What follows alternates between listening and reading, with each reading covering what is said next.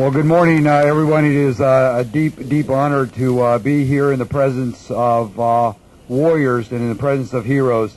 There are a lot of people on the stage that will be introduced in a moment, but on behalf of the city of Pasadena and the Pasadena Police Department, we want to welcome and thank our veterans for the sacrifice, for your patriotism, for your long-standing efforts to protect this great nation and to protect our freedoms and protect the high quality of life. We could not do that without you. You save and protect my family. You allow us to sleep well at night.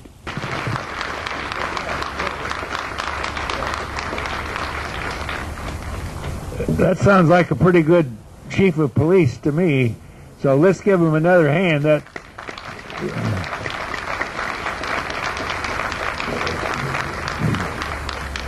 Now, we're doing something a little different this year.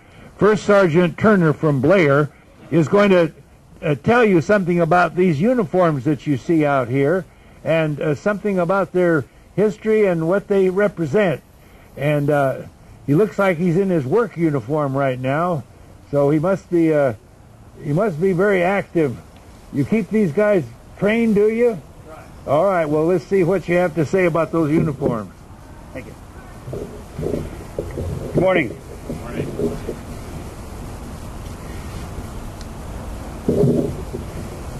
Okay, so what I'm going to do is I'm going to go through each of the uniforms. Molly Pitcher, worn by Stephanie, 1776, is the first civilian attire, first female NCO. The first Continental Army soldier, 1776, is modeled by Michaela. The War of 1812, writing of the national anthem in Fort McHenry, is modeled by Lorena. The war between the states, 1861 to 1865, is Mario and Brighton. Spanish-American War, 1898 to 1912, otherwise known as the Rough Riders, is by Daniel. 1916 Mexican War, Pancho Villa, worn by Hobb. 1917 World War I, Liliana, as well as Joshua in the 1930 era. World War II, Holly, Emily. Okay, the Korean War, 1950 to 1953, Alberto. Vietnam, Elizabeth.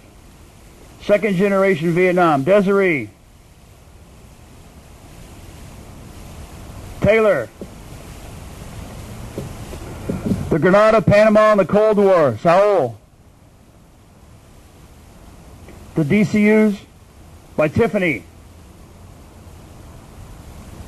And then, of course, I have the Blair Cadets and ACUs, which represent Afghanistan and Iraq currently. I was able to acquire these uniforms from Fort Irwin Museum, so they give it to us on loan for this occasion today. Thank you.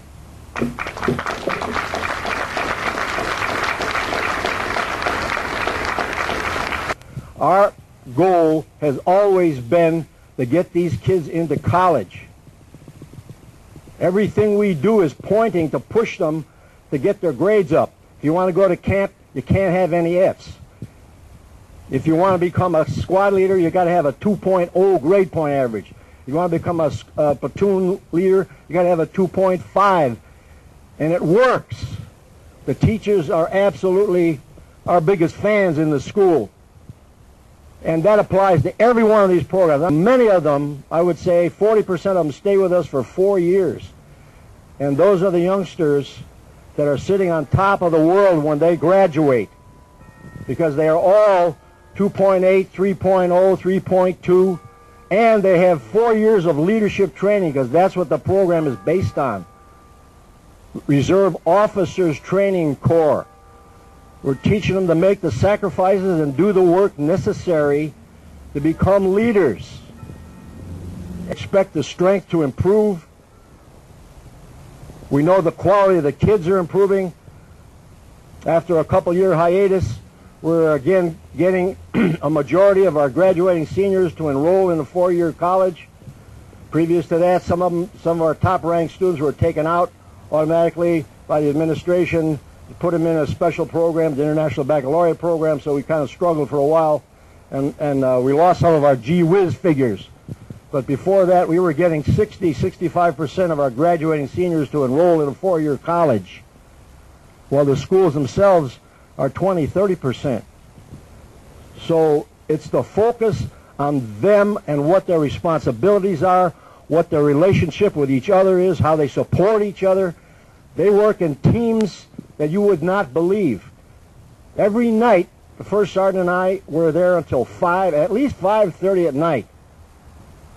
At which time we have to get out a whipping chair and say, "Get out of here, go home, your mama wants you. You have to eat dinner." We got 30 or 40 of them in there doing jobs, hanging around, associating, doing work, and just what they chant in some of their Jody cadences when they march, it's a home away from home for many of them. And we hope, as instructors and as administrators in the schools, that we set a proper example for these young people and lead them in the right direction for a successful life. Thank you very much. Anybody that's interested in helping us with the fuel, come see me later. Anyway, they'll be coming back over, at least I think they are,